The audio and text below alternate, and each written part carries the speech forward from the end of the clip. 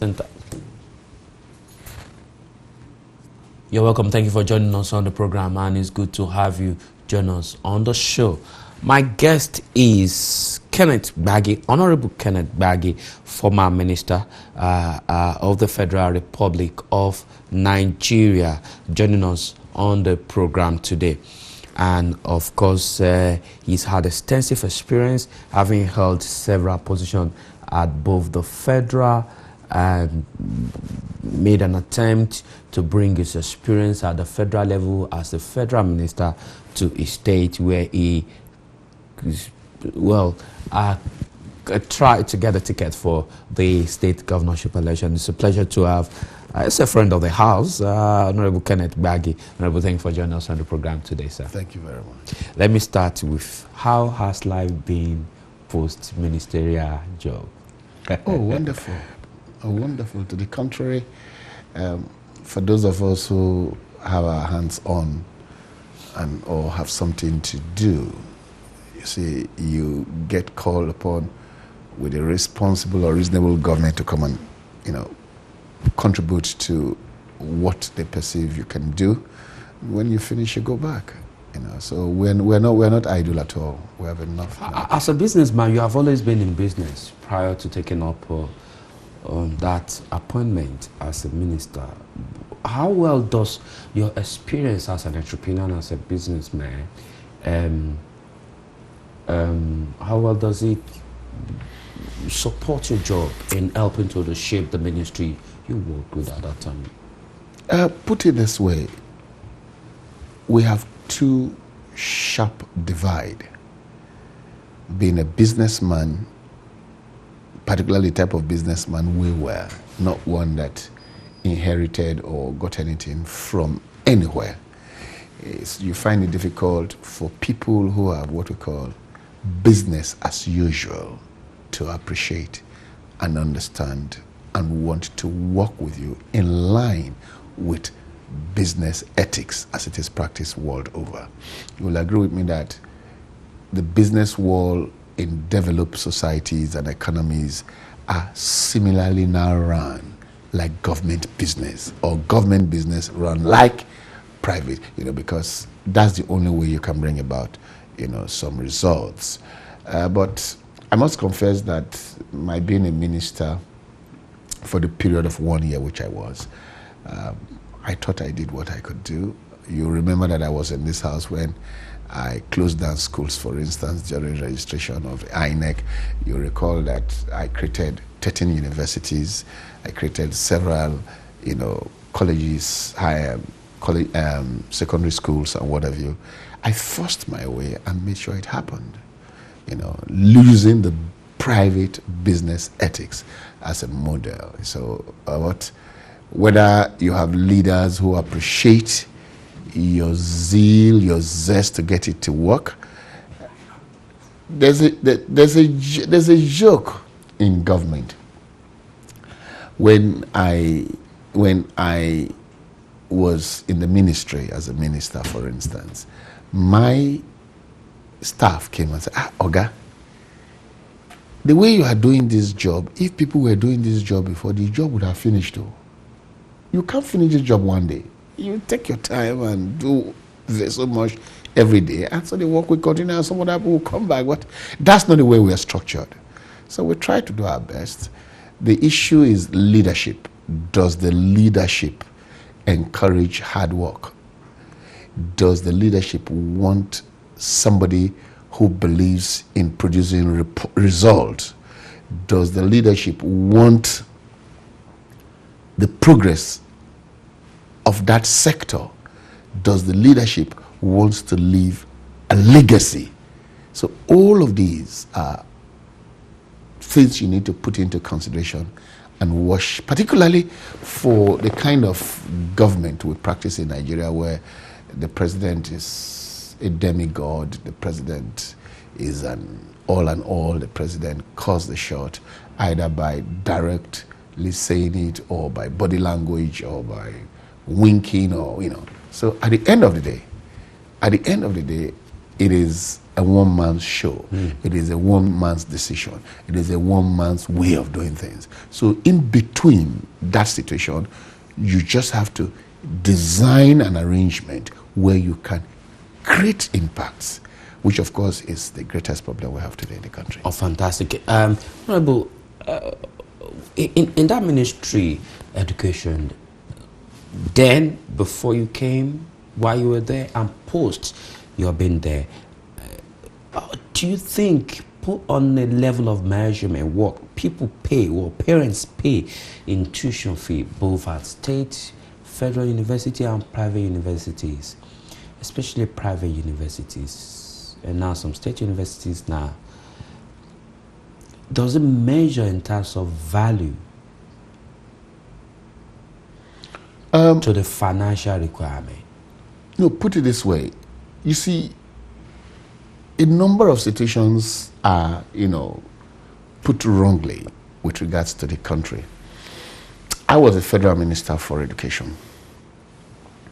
So my responsibilities were that of institutions that either to are federal with regards to direct involvement, whilst policy-wise, it cuts across all schools from primary to secondary and what have you.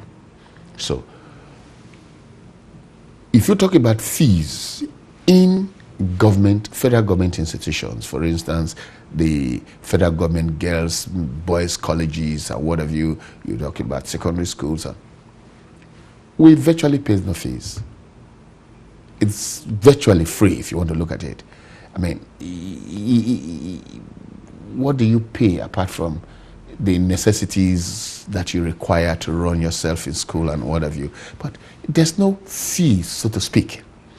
Now, you cannot bench that with the state-owned schools where you have virtually or little control.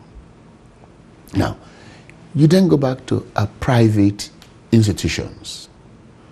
The choice is yours, and they determine what fees they charge for their services and school. Now, so you have an option of either going to a state school, which charge a bit lower, to a federal school if you meet the requisite and qualifications, which virtually charge nothing, but you need to go through some certain categories of marks, grades, and all of those to get into.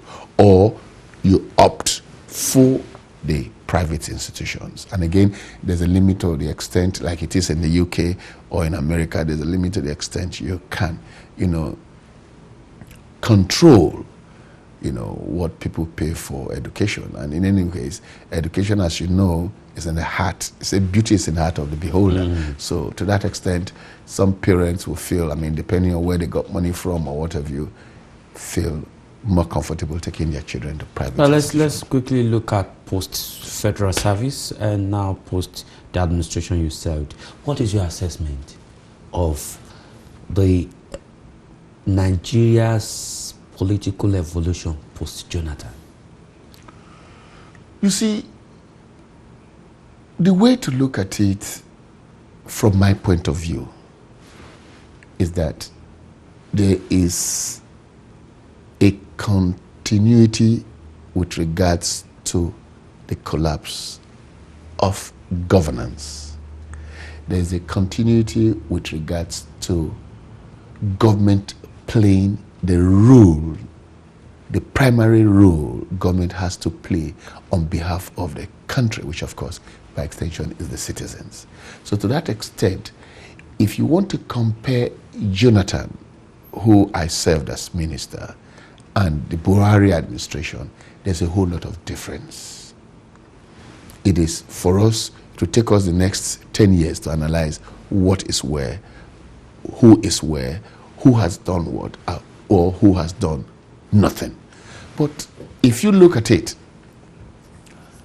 there's a lot that has not been done, either by Jonathan or with the present government. We must go back to the basics. We must go back to the basics. And because my tenure in governance or as a minister was very short. We couldn't do, or I couldn't get to change the system the way I wanted it to go, the way I believe governance should be for the people, on behalf of them, and for the benefit of the common man. So it was a difficult situation, particularly when you have a mindset of a leader and you want to change that mindset. It's not something you can do by force. It's not something you can change by violence. It is something that you must do by conviction.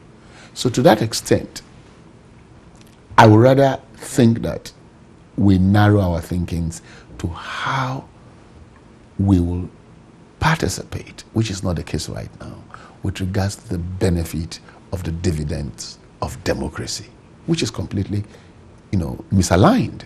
I find it very, very difficult to understand where we are at now, as it is the case. Let me share this idea with you. I've been in the industry, I've been in production, I've been in employment and what have you. During the Abacha era, I had as a lawyer, I had the legal fees paid to me by some clients of mine. I think that time it was $1 million US, or about slightly below. The then Commissioner of Police of Interpol was one Mrs. Owunebi. As soon as that money hits my account, between 12 and 1:45 of that day, PM, I had officers from the Interpol in my office in Ajawa Estate with the records of this money, where this money was coming from, how did I get this money, and all of those. And it didn't take us any time. I brought my file, showed what work I've done, He says, however, you still have to come with us to the Interpol headquarters. That was the first time I ever been. And I went there and they checked. They said that it was right. They thanked me for helping the economy and what I was doing. We have had to face a monumental misalignment and completely getting to a stage of a standstill with governance in Nigeria because the entire structures have failed. There are structures in Nigeria.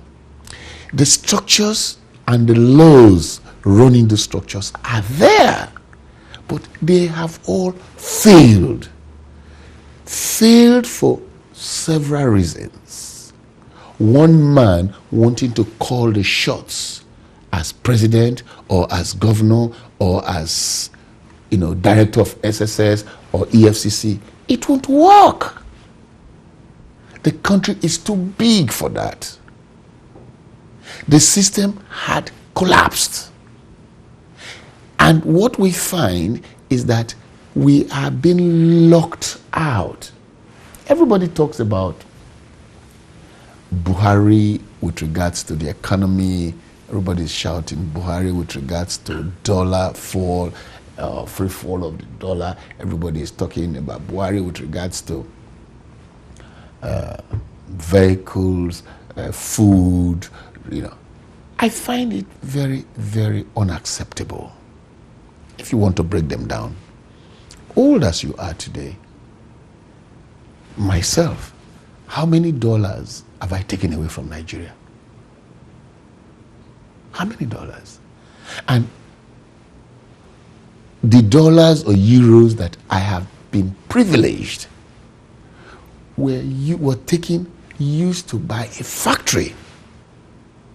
The factory is existing today in Warri. From when I bidded for it, when the money was released, when my dollars were taken, paid to the manufacturer of the machine, when he shipped the machine, when it arrived, when custom duties were paid, they were all there. So, breaking it further, the central bank has failed. 90% of the dollars, where is it? The EFCC. Normally, forex actually comes from the sales of crude oil, isn't that? Yes, which goes to the federal government. Yes. And federal government released to the central bank. Central bank released to the commercial bank. Is that correct? And they say because of the drop in the value of crude oil that we sell, and so Nigeria has got no forex. No, you are not correct. The question is this: the EFCC has. Am I not correct? They are not correct. No, True. the EFCC has failed. Okay. The CBN has monumentally failed, and did not fail today.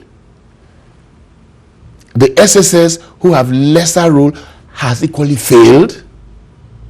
The commercial banks, most of them must go back to prison to account for the dollars. They have failed. The institutions have collapsed.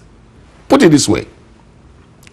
We sell dollars, which is the crude oil. We get dollars which from the crude oil, sale of crude oil, which is taxpayers' money, by the way. And in turn, from the central bank, this money are sold to commercial banks. Individuals, manufacturers, and what have you, apply and bid for these dollars through the commercial banks. If the kind of dollars you hear us spend, Great Britain doesn't spend such amount of dollars. America does not spend such amount of dollars. What are the dollars? The dollars are in the hands of Indians. They are in the hands of Arabs.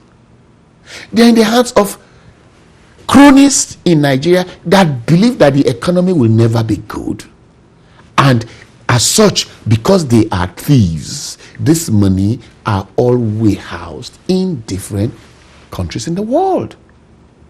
So, where has the failure of the EFCC, the failure of the central bank, the failure of the commercial bank has come to play? Is because they owe a vicarious liability. If I were to bid for dollars today, that I was bringing in raw materials to produce, for instance,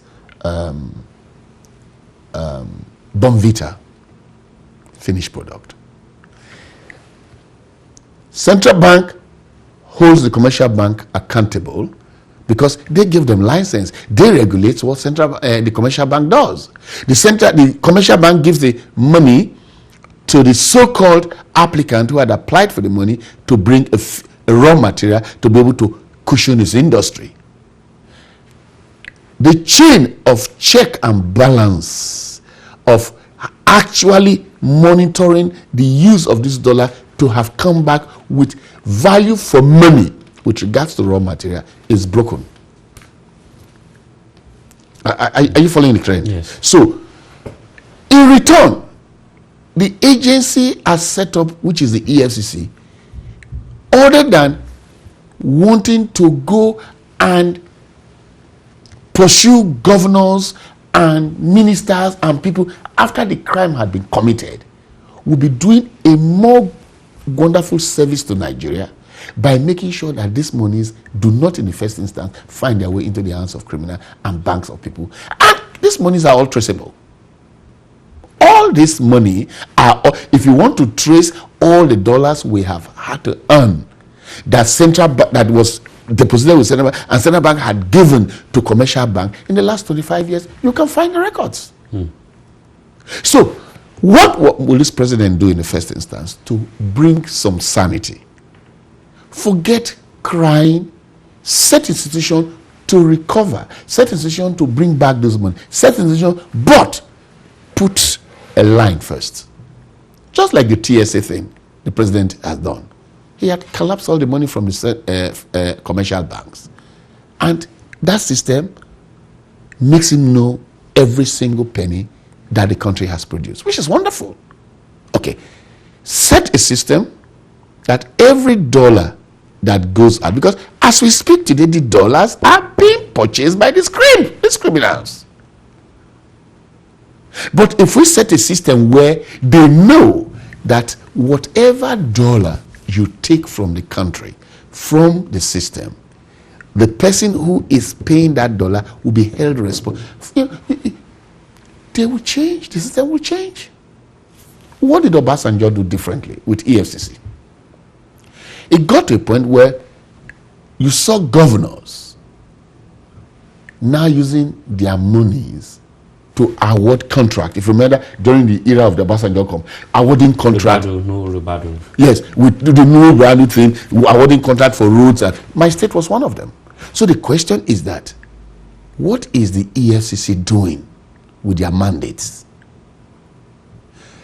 If they do their job properly, like I've said before, go back to participate in the state to make sure that you follow the resources, development will come. Our children will get job. Because the governors, for them to even carry the money away, they need to award real contract. As opposed to what is going on today, it's a capital flight.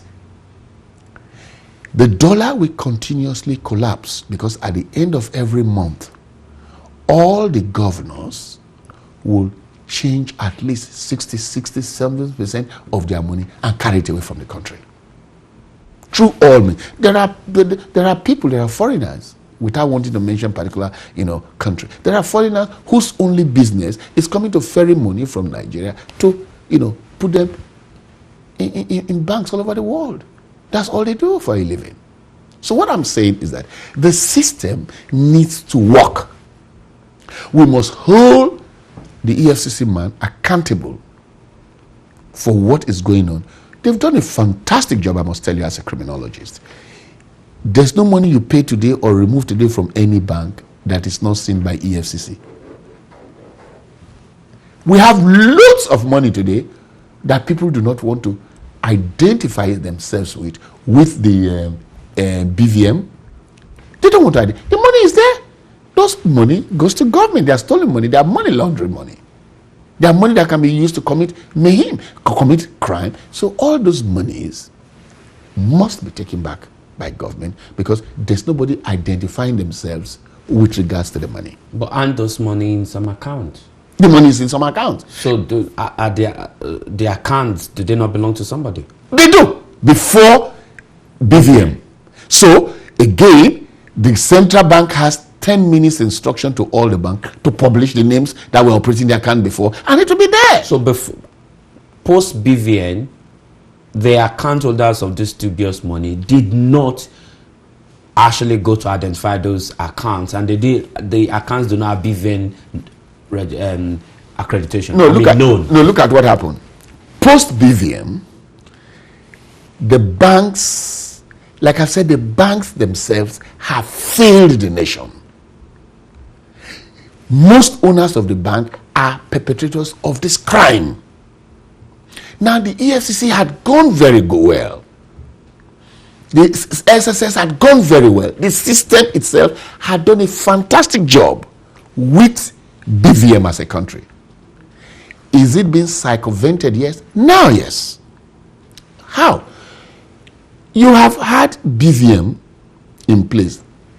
Before BVM, somebody, one Michael Johnson or Peter Anderson, operated the account. The CBN has what it takes or close down that bank by publishing the owners of that account. So what are we waiting for? A nation shredded in secrecy will never make any progress. So the owners of those monies are known to the bank. The owners of those monies who operated them before BVN are known to them, the banks. The banks have a duty, either in support of the nation and the supposed change, or face the consequences of it. So it's not a secret. Now, having said so, once we can hold the banks accountable for the use of our dollars, I will tell you, the demand for dollar will drop. It's not miracle. If you hold the banks today accountable for the dollars that are given to them by CBN, CBN set the machinery. It was there. The laws are still there, except that they are all now partakers of the loot. I mean, there are people working in central banks. They live like lords all over the world. They have planes, they have yachts and whatever you want over the world, just by working in CBN at certain offices. They no longer check. They no longer have any reason to check because the system had allowed them. Bring Sanusi to come to give you the list of what he did with the dollars when he was governor of Central Bank. Bring Soludo to give you the list, because these are their responsibility as persons who have submitted themselves to work for government and taxpayers' money. So what I'm saying to you is, the system must be energized to do what it is paid to do. Not to do. I mean, you are probing governors, you are probing presidents, you are probing ministers, you are probing. Wonderful job. But how did a governor, a minister, how did it carry money away from the country? In this commercial bank. And because the commercial bank has failed in its roles and duty by not doing what is mandated by law to do, those money left. So tying the nooks of dollar, free fall and all of those is easy.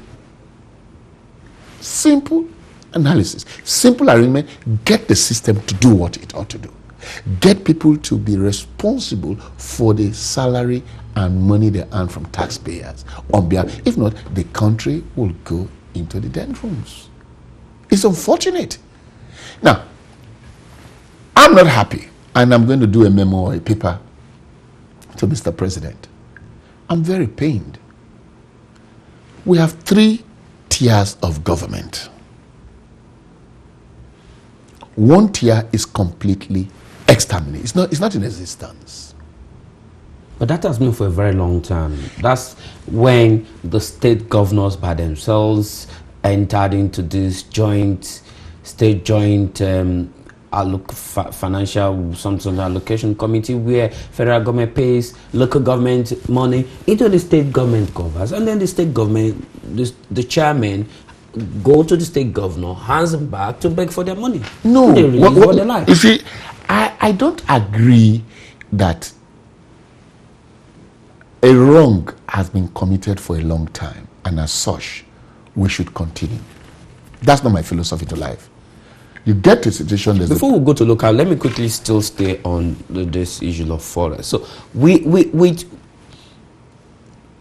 how much damage does the issue of poor value of crude oil,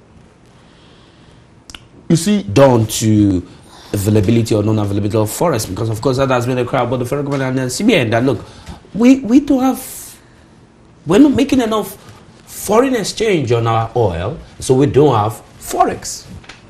First and foremost, if you ask me, it makes no sense to be talking about more forex when you have not turned off the tap of waste, the tap. So in your opinion, you think we have more than enough forex, foreign exchange, for the foreign currency in Nigeria to serve the country? For the purpose we need forex for, we have more than enough. Let nobody kid you. The question is, the government must do something to turn off all those avenues of looting of dollars. The dollars, take a typical state. I do not know anything that has happened in my state with regards to any development. What state is that, sir? For Delta, for instance, in the last 15, 20 years. I'm not aware. I do not know, and it cuts across the states of the Federation. There are a few states that did certain, jobs, certain constructions, but the question is, how many dollars had come to Delta? How many dollars had gone to Ekiti? and how many dollars had gone to Kebi. What I'm saying to you is, the ones we are getting today, we earn dollar every day. Is that correct? The dollar we are earning today, 80% of it is going through the same channel. So you will never get enough because it's been stolen. My philosophy is, we must first turn off the taps, the conduit pipes where these dollars are taken from. Once we do that, the dollar will be surplus. I don't know if you understand. The dollar will be surplus. All we need to do is to say, look, and it's very simple. Once the president today and the system says, we give you the last 15 years, GTB Bank, Zenith Bank, UBA Bank, Union Bank, the dollars that you have received is X amount. The CBN has the records. We are giving you 40 days to give us the list of the persons that took the dollars from you. And in turn, what raw materials, what medical bills, what school fees, what did you do with the dollars? the whole system will jump back. It's knowing what to do and having the good intentions to do it. I don't know if you're getting me. I'm following you. If you put up a list now, this morning, Central Bank has a database. It's just that the country is collapsing because nobody is doing what he or she ought to do. Central Bank says, I have given you $5 billion in the last 20 years in the various day and time. Give me everybody who has taken your dollars. Give me what the dollars were taken for. Give me the import corresponding duties for those dollars. I bet you nobody will take the dollar anymore. Nobody will take the dollar anymore. The people who pay. What about the Bureau de Change operators? It goes the same. The Central Bank is the one giving the money to the Bureau de Change. They allocate the money every week or thereabout, or every day as the case may be. I'm saying, once we have a system to account for the use of those dollars, you will not have need. Nobody will touch that dollar. The dollar will be surplus.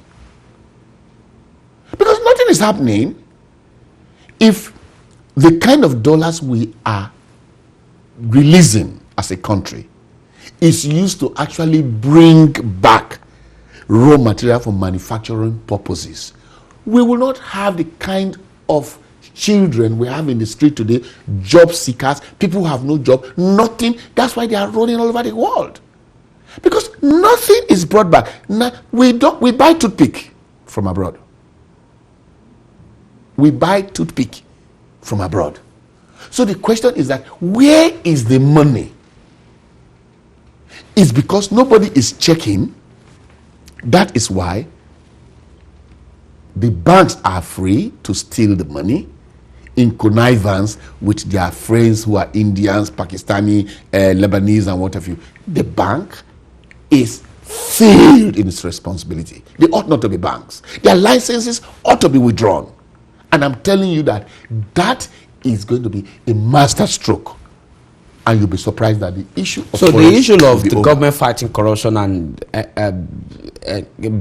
basically concentrating on governors and presidents and ministers, in your view, is not enough. That is just one small sector. But what I'm saying of the now, corrupt sectors in the country. That is just one small sector. All you now need to do is to tie the knots. Widen the net a little bit further. Get the persons who understand it. It's all games. It's all games. Every week, you see the Lebanese, you see the Indians, you see the Pakistan, and everybody, because they don't have the interest of the country at heart. So what do? You're not driving them away, but you've taken $550 million in 3 years. You're in the manufacturing sector. We want to see. And this whole thing should be public, because the man you want to go and investigate the outcome of the supposed importation makes money again by corruption, by bribery, by not declaring the proper report. So to me, you'll be serving the country's whole interest. And that's what I expect the technocrats working with this current president to put in place, for God's sake. Once you tie it, it will be a win-win situation for him. So that sector of corruption they are talking about, which is very vital, is just 5% of the battle of corruption we should be looking at. Okay. All right, fantastic. I've been speaking with Honorable Kenneth Gbagi, former Minister of the Federal Republic of Nigeria, and entrepreneur and a businessman currently in Nigeria, and also a barrister running a very successful firm in the country. Let's look at the roles of the local government in national development. Do local governments still exist in Nigeria today? And if they are they functional? Local government exists by nomenclature. They are there by name, but they are not there by functions. What happened? In this same corruption, that's why I'm surprised that the technocrats again of Mr. President are doing him a disservice.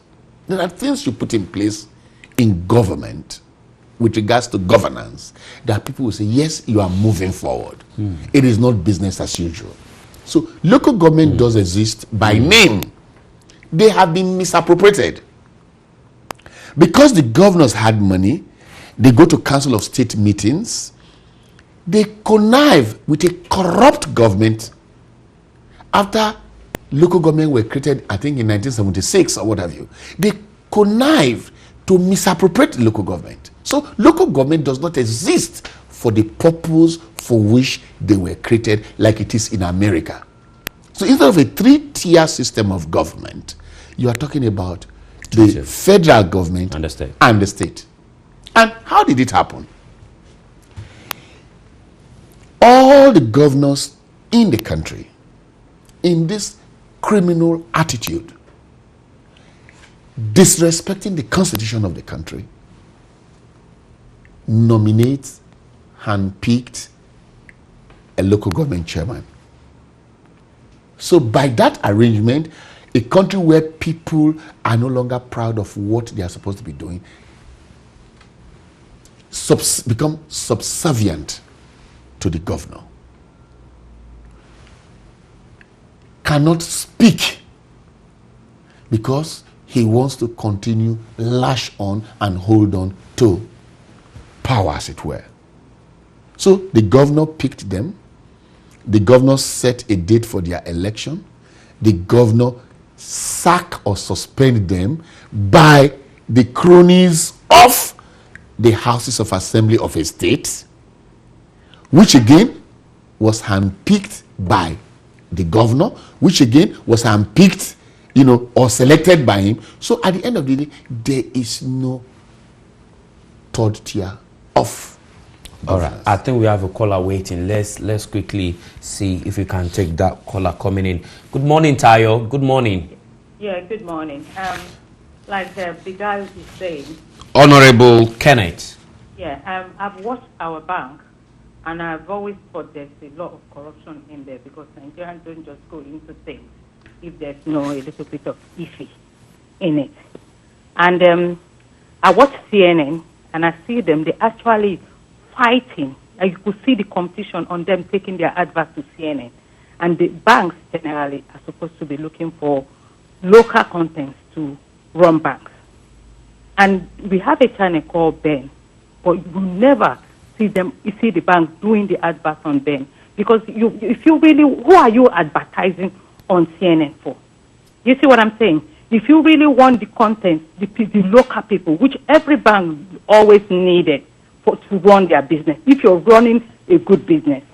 But they all run after CNN. As soon as one advert is finished, another one's going. We need to beat up on them. They are the one really, like the guy say, everything the guy say, we sat down in our house, in a kitchen table and talk about this stuff. Even our now, the phone company, what's it called? The biggest, they say they are the biggest in Nigeria.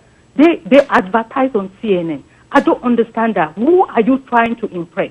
What sort of customer are you looking for? If you're a phone company and you're advertising yourself on CNN and you're for the local people, I don't get it. So if the banks are actually corrupt, we really need to look into it. We depress whole Nigerian that. Look into it, and if some of them have to be closed down, they should close down. At the end of the day, they are not. For me, I don't think they are contributing what the bank's supposed to contribute to. Look, our people just went to Olympic, and we were talking about money, but they are using the money to actually go and do advert on CNN, and nothing went for the sport. I mean, we see it here how people are contributing to the local community. What is the bank doing? Because I have always thought about this thing. Thank God that we have this man that comes in and actually said exactly what other people have been feeling in their kitchen table. Thank you. All right. Okay, Tayo, thanks for joining us on the program today. That was Tayo talking about the role of the banks in adding to the trauma of forex availability in the country, that the private sector is even as corrupt as the public sector in Nigeria, and the government efforts to cleanse only the public sector will be of no significant impact if the private sector continue to thrive successfully in corruption. All right, that was Tayo there. So thank you for joining us on the program. Now let's return to the issue of course, do you agree with Tayo on our position? Incidentally, thank you, Tayo, for your contribution. I am of the proponent that the federal government is continuously failing in its direction in trying to correct the ills of the society. As I've said, the argument would be that the federal government has no power constitutionally to deal with the issue of states. But the federal government has the institutions in place. 90% of the banks in the country are looting the country. Who are the governors of the central bank? Have they done their jobs? As I've said, with this arrangement I have just discussed, put the money against each bank and what they've done with it. You will see results. Nobody will bid for Forex tomorrow. They won't bid for it because there's not going to be any need. They are the problem we have in the country. As I've said, let the institutions do what they ought to do. But the CBN will tell you it's doing its job. That is, you remember that some banks lately were suspended, without wanting to mention in any name, for not actually accounting for their forex and not returning the one in their care. Under the TSA anyway, back to the CBN. What has happened to the banks? They've paid their way. They're back. They've paid their ways back. How many banks have been suspended? Where is the money? Between Monday of last week and Friday, X amount dollar was given to each bank in the country. Where is the corresponding return? And it has been so since I was born, before this president was born. So the question is that there is no accountability, and we cannot be talking about accountability in the states, in the federal structure. What Buhari has succeeded in doing right now is holding the federal structure to account. But the institutions of federal structures that have a permeating situation to the benefits of the citizenry have not been brought to book. As I've said, the central bank must be held to account for all the dollars we have gotten. All the windfall dollars, they released it. To who did they release them? Where is the money? The money we have in bank account, Britain can release bank account of great Nigerians. 60% of those money is not money they have labored for.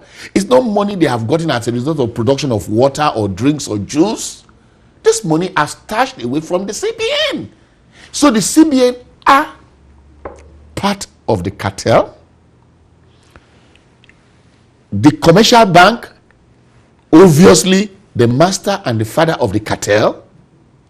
Then the end users, Indians, Pakistani, Lebanese, working for some Nigerians, Bureau de Change, working for some Nigerians. So what I'm saying is that in the corruption fight, we must be all embracing. We must make sure that it has a corresponding advantage and benefit for the dying masses of Nigeria. I've got Dominic. Dominic, thank you for joining us on the program. Good morning, Dominic. Good morning, my brother. Thank you. Go ahead and make your point. Yeah, Tunde. Yeah. I just want to thank this man sitting down there. Honorable Kenneth. Yeah, the reason because I know him Warrior, and I know him Lagos. I know what he's up to. You know, I feel he is here now. He'll be able to take this message to the government. They are stealing. This present government is still stealing. I will give you one example. There's no change as we speak now. As we speak, at a time when they said they want to overhaul the banks, they came to England here. When they came to England, I'm a living witness, and I still have that document in my house, whereby £30 was collected from my account, collected from my wife's account, collected from my peers' account. As we speak, over 10 million people worldwide, this money was being collected from, taken back to Nigeria by IOC, where they say if you want to register your bank or to enable you know whether your bank is still existing back home, they collected this money from us. And they said those who were collecting that money, they are Arab people, they are not Nigerians. They said we have no job. Ben Television, my friend is sitting down there. They have no serious job they are doing. When they take this money, like the way Tayo alluded, they go and use it to advertise for what you call it, CNN. And they are not using it for their people. Nigerians have no job. And you take this job away from them, right from England here. We have capable hands who are intellectual, who are supposed to have done that job, and channel this money back to where it's supposed to be. Buhari won't be able to tell us where that money has been ever since. Where do they take it to? Who collected it? Why do they collect that money from? They owe us as a citizen duty of care by way of telling us how our money is going to be kept. Rather, they started collecting money from me after paying into a bank. That money runs into billions and dollars of money. Where is it? The country needs to know about that. They chase us away from Nigeria. Chase us here. We are in Elsa. Will they still follow us? Churches are collecting. Our government back home are collecting. They are using our name, putting it on people in terms of security. The people who collected that money, they are Arab people, for God's sake. We know what it means. Nigerians are there. They have no job. Where is our name? Where have they taken our name to? That is a very huge security breach. In England, this is what they are doing in England. These are huge questions you have to ask the federal government. Where is our money? That money is collected. I need that £30 because I put money inside that bank, and he came here to begin to chase me and collected that money. He associated himself with the bankers to carry out this duty because these guys were quoting us that this order is from federal government, from Buhari himself. Where is the money? And lastly, we have CNN. They are using, like the last caller said, they are using the money to make adverts.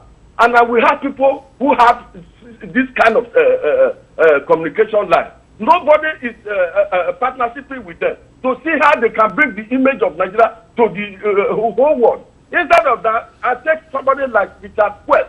He has never won the bid to Nigeria. But when they finish, he will go and showcase every other places all over the world. But Nigeria are the one paying for it. Is that the country we should be? These are the questions, rhetoric questions we need to ask the president. He's leading us to a wrong direction. All right, Dominic, I'm afraid I need to let you go. Thank you so much, Dominic, for your contribution. I've got Ade. Good morning, Ade. Yeah, good morning. Thank you for waiting, Ade. Yeah, good morning, Honorable Minister, former Minister. Yeah, thank you. My take is this. I observe former Minister emphasize a lot about central this CBN. If we rightly observe of recent, we see the two former CBN governors.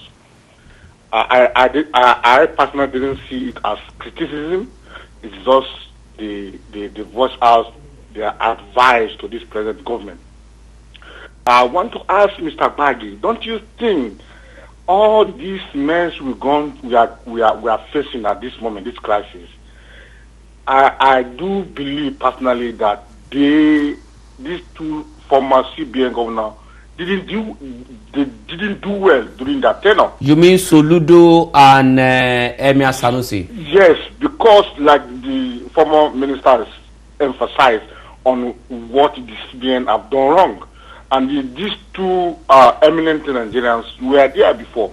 And I find it so absurd that now they are coming out, and even the present one. And I don't even see the reason why the President Buhari didn't sack this Emefiele, because a lot of dollars that have gone through this politician, he was there and he's still there. But sometimes people said the reason why we are seeing a lot of money being traced, maybe it is the handwork of this present CBN governor. I want him to shed a light on just this question. These two former CBN governors that came and that come out now advising the president. I repeat again, I don't see their comment as criticism, but as advice. Mr. Gbagi, don't you think they didn't do well? All right. Thank you so much. Take note of that question. Let me quickly, the last question I'm going to take, Reverend Tim. Reverend Tim, thank you for joining us on the program. Good morning. Reverend Tim, good morning. Is Reverend Tim still there? Good morning, Reverend Tim. Good morning. Good morning. Where are you calling from? Where are you calling from? I'm calling from London. All right. Go ahead and make your point. Yeah.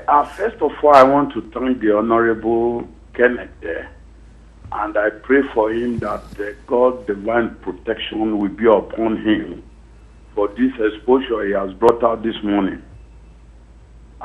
Secondly, I want us to understand one thing. Corruption in Nigeria is not from the top, it's right from the bottom. You heard what Honorable Kenneth said there now, that look at the local government structure. I'll take example where I come from. I come from Ondo State, where the governor came in about 8 years or 7 years ago, dissolved the local government, and never put it in order until a few months ago, brought his own people there and said they did election. All these are manipulations.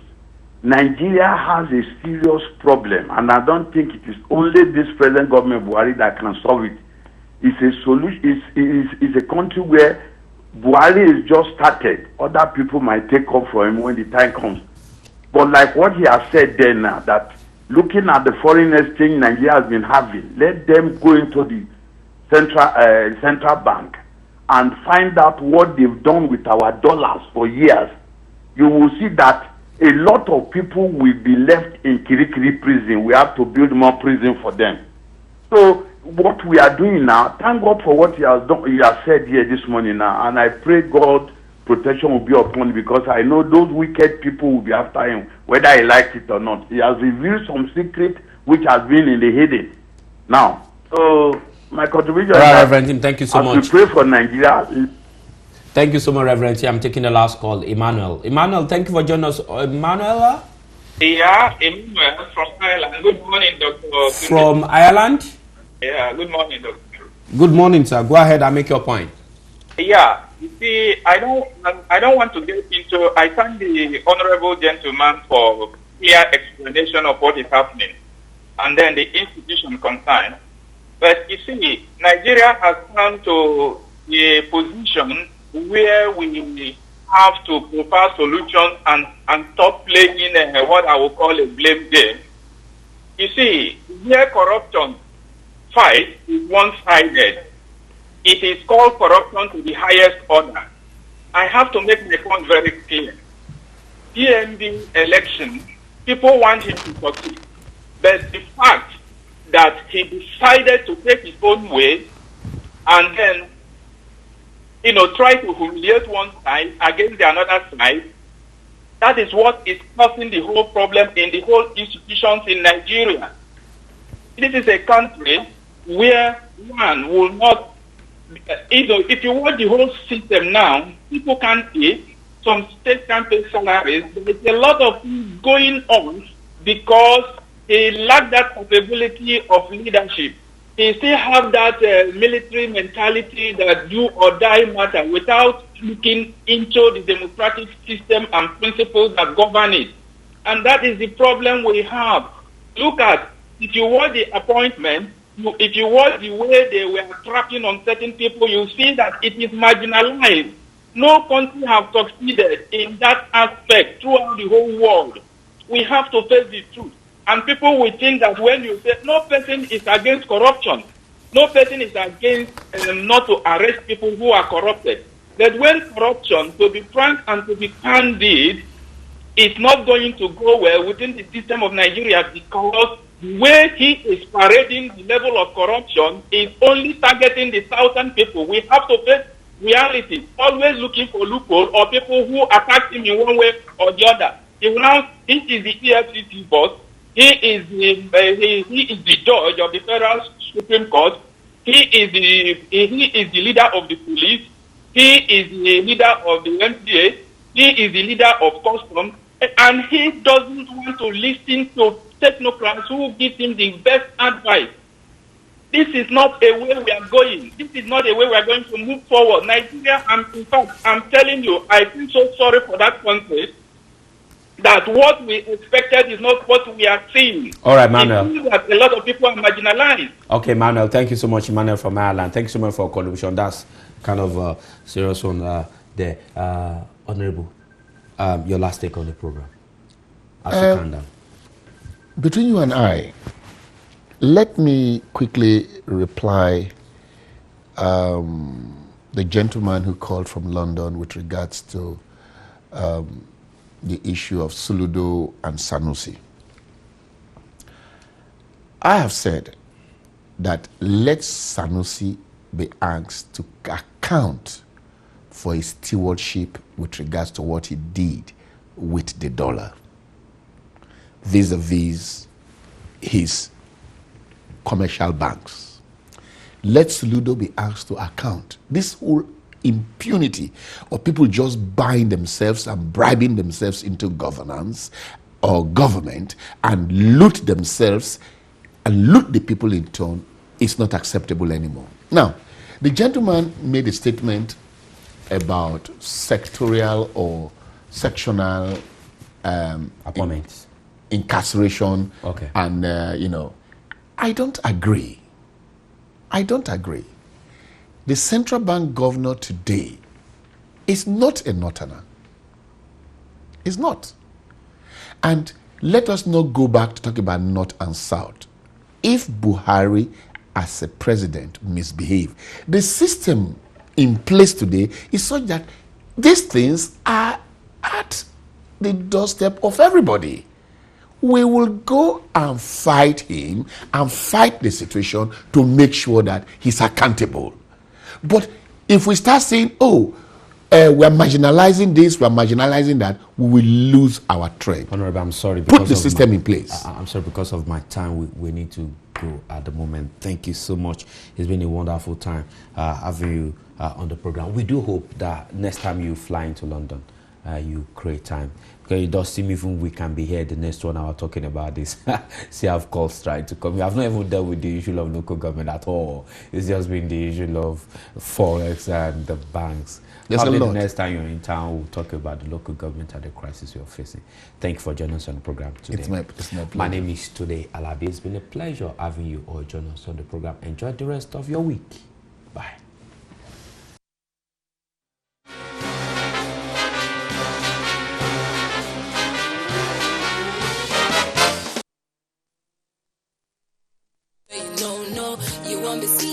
Tune in to Free Voice Radio every Saturday from 10 a.m. to 11 a.m. with your girl Empress Sonia to hear all the latest amebo on everything Nigeria.